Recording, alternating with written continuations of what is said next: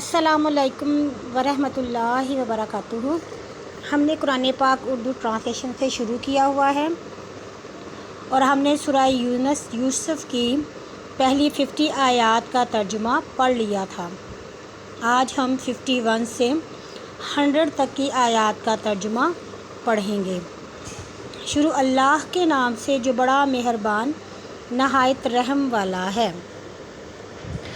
بادشاہ نے کہا، اے عورتوں، تمہارا کیا حال تھا جب تم نے یوسف کو اس کے نفس سے پھسلایا تھا؟ ماشاءاللہ، ہم اس کی کوئی برائی معلوم نہیں۔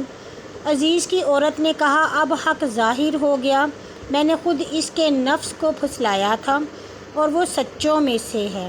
یہ اس لیے تاکہ معلوم کرے کہ میں نے اس کی غیبت میں اس کی خیانت نہیں کی، اور یہ کہ اللہ خیانت کرنے والوں کا فریب چلنے نہیں دیتا، اور میں یوسف اپنے نفس کو بری نہیں ٹھہراتا، بے شک نفس تو برائی پر ابھارتا ہے، لیکن جو میرا پروردگار رحم کرے، اور بے شک میرا رب بخشنے والا مہربان ہے۔ اور بادشاہ نے کہا، یوسف کو میرے پاس لاؤ کہ میں اسے خالص اپنی خدمت میں رکھوں۔ پھر جب یوسف سے بادشاہ نے کلام کیا تو کہا، آج کے دن تو ہمارے پاس مرتبہ والا امانت دار ہے۔ یوسف بولا، مجھے ساری سرزمین کے خزانوں میں مقرر کر دے، میں نگہبان واقف کار ہوں۔ اور یوں ہم نے یوسف کو اس ملک میں جگہ دی اور زمین میں جہاں چاہتا رہتا تھا۔ ہم اپنی رحمت جسے چاہتے ہیں پہنچاتے ہیں، اور نیکوں کا اجر ضائع نہیں کرتے، اور ایمانداروں اور پرہیزگاروں کے لیے آخرت کا ثواب ہے۔ یوسف کے بھائی پھر یوسف کے پاس آئے، اور یوسف کے بھائی تو اس نے انہیں پہچان لیا اور انہوں نے اسے نہ پہچانا، اور جب ان کا اسباب انہیں تمام کر دیا تو یوسف نے اسے کہا، اپنے اس بھائی کو جو باپ کی طرف سے ہے میرے پاس لے آنا۔ کیا تم نہیں دیکھتے کہ میں پورا پیمانہ دیتا ہوں اور اچھا مہمان نواز ہوں؟ اور اگر اسے میرے پاس نہ لاؤ گے تو تمہارے لیے میرے پاس پیمانہ نہ ہوگا اور میرے نزدیک نہ آنا۔ بولے، اس کی بابت ہم اس کے باپ کو پھسلائیں گے، اور ہم ضرور ایسا کریں گے۔ اور یوسف نے اپنے جوانوں سے کہا کہ ان کا سرمایہ ان کے شیتوں میں رکھ کر دو، کیونکہ جب وہ اپنے باپ کی طرف واپس جائیں اسے پہچان لیں، شاید وہ پھر آئیں۔ پھر جب اپنے باپ کی طرف واپس گئے تو بولے، اے باپ، پیمانہ ہم سے روکا گیا، تو ہم ہمارے بھائی کو ہمارے ساتھ بھیج کر ہم بھرتی لائیں، اور ہم اس کے محافظ ہیں۔ اس نے کہا، میں تو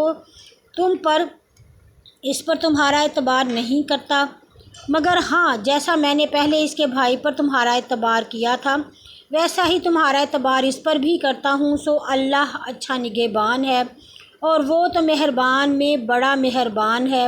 اور جب اپنا اسباب کھولا، اپنی پونجی پھیری ہوئی پائی، بولے، اے باپ، اور ہمیں کیا چاہیے، یہ ہماری پونجی موجود ہے، پھیر دی گئی، اور ہم خوراک اپنے اہل کے لیے لائیں گے اور اپنے بھائی کی حفاظت کریں گے، اور ایک اونٹ کی بڑھتی زیادہ لائیں گے، یہ بھرتی آسان ہے۔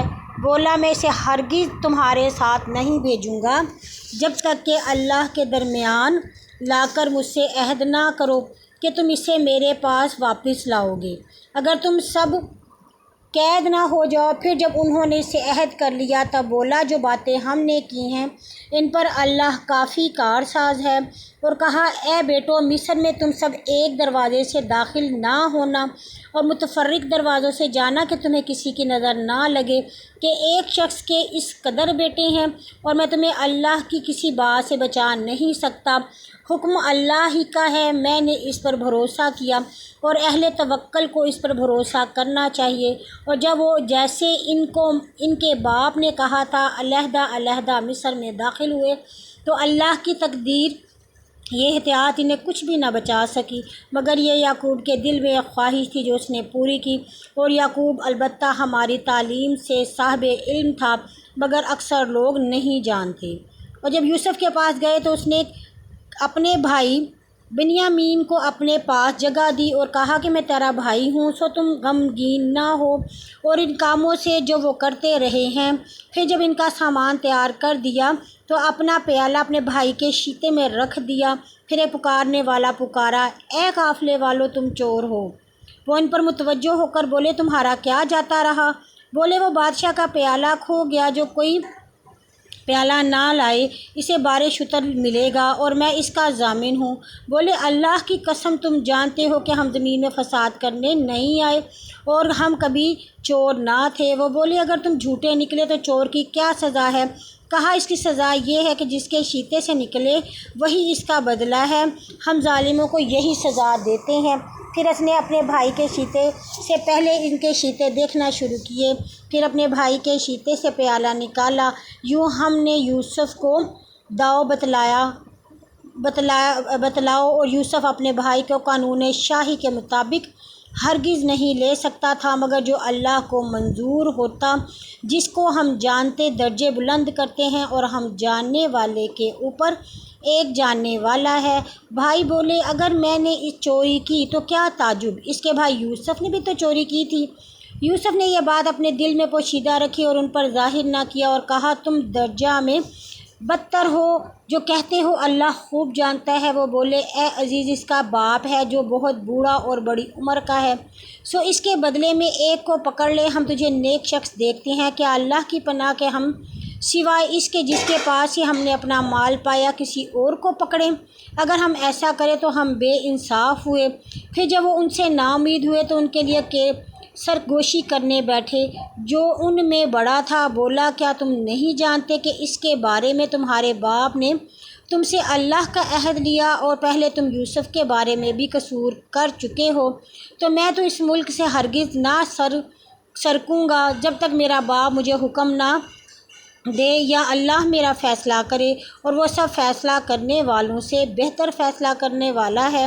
تم باپ پاس چلے جاؤ اور کہو کہ اے باپ، تیرے بیٹے نے چوری کی اور ہم نے وہی گواہی دی جو ہم جانتے ہیں تھے اور ہم پوشیدہ بات کے نگہبان تھے، اور اس شتر والوں سے پوچھ جس میں ہم تھے، اس قافلہ سے پوچھ جس میں ہم آئے ہیں، اور ہم ضرور سچے ہیں۔ یعقوب بولا، ہرگز نہیں، تمہارے دلوں میں ایک بات گھڑ لی ہے، اب صبر بہتر ہے، امید ہے کہ اللہ ان سب کو میرے پاس لائے گا، وہی ہے خبردار حکمتوں والا۔